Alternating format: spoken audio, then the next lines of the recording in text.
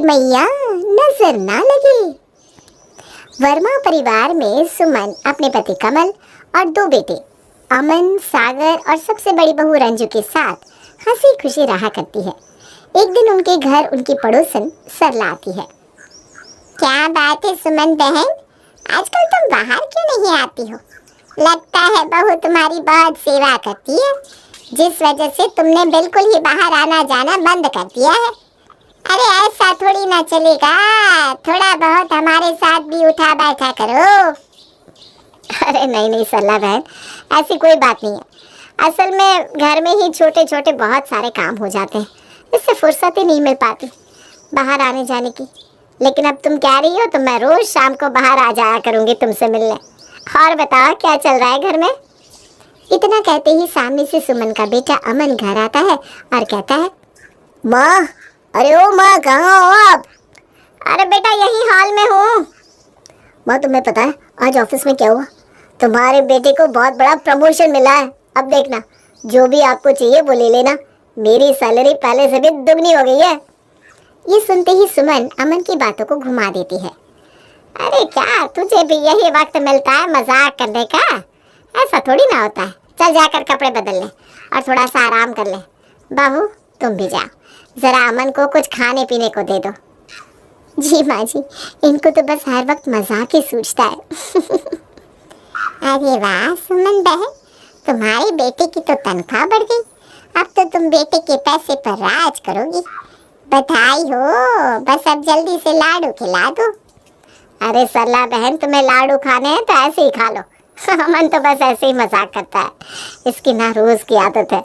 अरे इसकी तनख्वाह वनख्वाह कुछ नहीं बढ़ रही, ऐसा होता तो फिर क्या ही बात थी। थोड़ी देर बाद सरला अपने घर चली जाती है।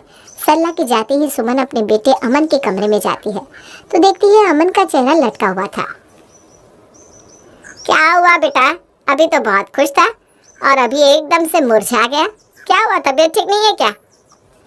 माँ वो प्रमोशन कैंसिल कर दिया गया है।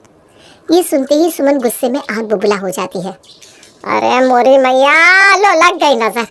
तुझे कितनी बार कहा है कि ऐसी बातें किसी के भी सामने मत बोला कर। देख लग गई ना नजर, हो गया तेरा नुकसान। इसीलिए तो कहती हूँ अपनी तनख्वाह कभी भी किसी के आगे नहीं बोलनी चाहिए, लोग नजर लगा देते हैं।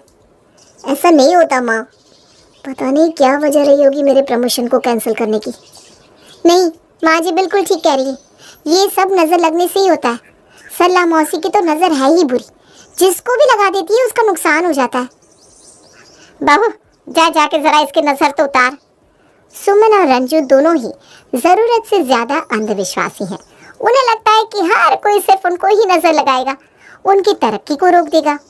कुछ दिनों बाद सबसे छोटे बेटे सागर का रिश्ता बहुत ही सुंदर लड़की मोहिनी से हो जाता है और वो शादी करके घर आती है। अरे वाह, मेरी बहू तो बहुत सुंदर है, देखो कहीं से नजर ना लग जाए। जी माँ जी, मैं अभी आपकी बहू की नजर उतारने का सामान लेकर आती हूँ, क्योंकि लोगों का भरोसा नहीं है ना। इतनी सुंदर देवरानी देखकर कहीं नजर ना लगा दी। इस बात को सुनकर सभी लोग हंसने लगते हैं। रंजू अंदर के कमरे में चली जाती है। इतने में ही उनकी पड़ोसन सुधा आती है। सुधा बहू की मुंह दिखाई के लिए आई थी। अरे सुमन बहन, जरा अपनी बहू की मुंह दिखाई तो करो, मैं भी तो देखूं कितनी सुंदर बहू लेकर आई हो तुम सागर के लिए। हाँ बस कुछ देर रुको, अभी कर देते हैं मुंह दिखाई। मेरी बहू कुछ लेने गई है, बस वो लेकर आ जाए फिर मैं मुंह दिखाई कर दूं। अरे तो छोटी बहू तो यही है ना? ऐसा कहकर सुधा मोहिनी का घूंघट हटा देती है। अरे वाह, तेरी बहू तो सच में चांद का टुकड़ा है, कहाँ से ढूंढ कर लेकर आई इतनी सुंदर बहू। ये सुनते ही सुमन और रंजू दोनों अपने सर पर हाथ रख लेते हैं और सुधा के जाने के बाद रंजू जल्दी जल्दी मोहिनी की नजर उतारती है। ये सब देखकर मोहिनी कहती है, भाभी आप ये सब क्या कर रहे हो? अरे तुम्हें कुछ नहीं पता, तुम ना बस ऐसे ही खड़ी रहो। अरे ये जो सुधा है ना, ये लोगों पर बहुत गंदी नजर लगा देती है, अब इसने तुम्हें भी नजर लगा दी है बेटा। माँ जी ऐसा कुछ भी नहीं होता, ये सब अंधविश्वास की बात है। अरे बहू अंधविश्वास नहीं है, हमारे बड़ों ने कुछ नियम बनाए हैं तो कुछ ना कुछ सोच कर ही बनाए होंगे। और नजर जैसी चीजें ना दिखती नहीं लेकिन होती है। मोहिनी सास और जेठानी से इस बारे में ज्यादा बहस नहीं करती और अपने कमरे में चली जाती है। अब अगले दिन मोहिनी की तबीयत बहुत खराब हो जाती है, उसे बुखार हो जाता है। इस बारे में जब सुमन और अंजू को पता चलता है तो दोनों ही उसके कमरे में जाती है और कहती हैं, लो लग गई ना नजर, इसीलिए कहा था काला टीका लगा लो। बड़ों की बात न मानने का यही नतीजा होता है। नहीं माँ जी, ऐसा कुछ नहीं है। शादी की वजह से थकान हो गई थी, उसी वजह से मुझे बुखार हो गया है। इसमें नज़र का क्या ही है, और ऐसे कैसे किसी की नज़र किसी को लग सकती है। उन्होंने तो बस तारीफ ही की थी, तारीफ करने से किसी को नज़र थोड़ी ना लगती है। अरे तुम्हें नहीं पता, तारीफ के पीछे ये लोग जानबूझकर ऐसी बातें बोलते हैं जिससे तुम्हें नज़र लग जाए और तुम्हारा बना बनाया काम खराब हो जाए। मोहिनी समझ चुकी थी कि उसकी सास और जेठानी दोनों ही नज़र के मामले में बहुत अंधविश्वासी हैं, लेकिन मोहिनी को इससे कोई फर्क नहीं पड़ता क्योंकि वो आज की मॉडर्न ज़माने की लड़की है। एक दिन जब मोहिनी अपने पति सागर के साथ अपने मायके खाने पर जा रही थी, तभी उनके पड़ोसी शर्मा जी मिल जाते हैं और कहते हैं, अरे वाह सागर बेटा, नई नई शादी और बहू को घुमाने लेकर जा रहे हो। थोड़ा संभल के जाना, बहू को पहली बार बाहर लेकर जा रहे हो ना। जी अंकल, मैं ध्यान रखूंगा। सागर अपनी गाड़ी की तरफ जा ही रहा था कि सुमन उसको आवाज़ देकर घर में बुला लेती है और कहती है, अब तुम्हें कहीं नहीं जाना, बैठो घर पर, कल चले जाना। क्यों माँ, क्या हुआ? अरे कुछ नहीं हुआ, लेकिन अब तुम बाहर नहीं जाओगे। माँ जी, ऐसी क्या बात हो गई? आप कुछ बताओ तो, आखिर आप मना क्यों कर रहे हो? अरे शर्मा जी को देखा कैसे उन्होंने तुम दोनों को नजर लगा दी। अब ना मेरा मन नहीं मान रहा तुम दोनों को बाहर भेजने का। वैसे भी तुम्हें गाड़ी से जाना है और अब मैं नहीं चाहती कि तुम बाहर जाओ। पिताजी, आप देख रहे हो ना माँ क्या कह रही है। माँ अभी भी नजर के अंधविश्वास को मान रही है। बेटा मैं क्या कहूँ, मैं भी इतने सालों से इस बात को झेल रहा हूँ। अब तू ही देख ले भाई, तुझे क्या करना है। और सुमन की जिद के आगे सागर और मोहिनी झुक जाते हैं और दोनों कहीं नहीं जाते। माँ जी और भाभी को इस अंधविश्वास से बाहर लाना ही पड़ेगा, चाहे इसके लिए मुझे कुछ भी करना पड़े। मोहिनी अपनी दोस्त प्रीति को फोन करती है और उसे सारी बात बताती है। क्या यार, तेरी सास इतनी पुराने ख्यालों की है मोहिनी? नहीं ऐसा तो नहीं है, लेकिन न जाने वो लोग नजर में इतना ज्यादा क्यों मानते हैं। तो तुझे कुछ ऐसा करना चाहिए ताकि तेरी सास को सबक मिल जाए और वो समझ पाए कि हर कोई उनको नजर नहीं लगा रहा। मोहिनी और प्रीति मिलकर एक प्लान बनाते हैं और प्रीति अगले ही दिन मोहिनी के घर आ जाती है और कहती है, आंटी जी नमस्ते, मैं मोहिनी की सहेली हूँ। हाँ हाँ बेटी, आराम से बैठो, रुको मैं बहू को बुला देती हूँ। ए बहू, देख तो तेरी सहेली आई है। मोहिनी अपने कमरे से आकर प्रीति से मिलती है और दोनों वहीं हॉल में बैठकर बातें करने लगते हैं। प्रीति बेटा, घर पर सब कुछ ठीक? हाँ जी आंटी जी, सब कुछ बढ़िया है। अरे वाह मोहिनी, तेरा किचन तो बहुत सुंदर है, दिखने में कितना अच्छा लग रहा है। इतनी अच्छी टाइल, इतने अच्छे डेकोर और इतनी अच्छी अलमारी भी बना रखी है। कहना पड़ेगा आंटी जी, आपने किचन को एक नंबर बना रखा है। देख कर ना एकदम मजा ही आ गया। किचन हो तो ऐसा, वरना ना हो। इतना कहने के बाद मोहिनी प्रीति से कहती है, अच्छा चल, मैं तुझे अपने कमरे में लेकर चलती हूँ, वहाँ पर बैठकर ना हम आराम से बातें करेंगे। हाँ हाँ हाँ बेटा जाओ। प्रीति मोहिनी के साथ उसके कमरे में जाने लगती है। तभी जेठानी भी वहाँ आ जाती है। भाभी, ये मेरी दोस्त है प्रीति। नमस्ते, आओ मेरे कमरे में बैठो, थोड़ी सी बातें करो।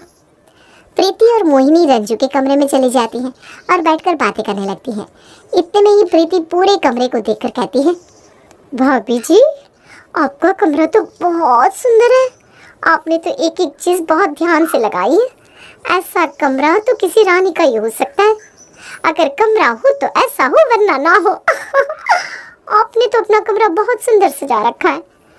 काश मेरे पास भी ऐसा कमरा होता। इतना कहने के बाद मोहिनी प्रीति को अपने कमरे में ले जाती है और दोनों बैठकर काफ़ी देर तक बातें करती हैं। कुछ देर बाद प्रीति वहाँ से चली जाती है। उसके बाद सुमन और रंजू दोनों आपस में बातें करती हैं। बहू, तूने देखा, छोटी बहू की सहेली आई थी, कैसे उसने किचन की तारीफ करी।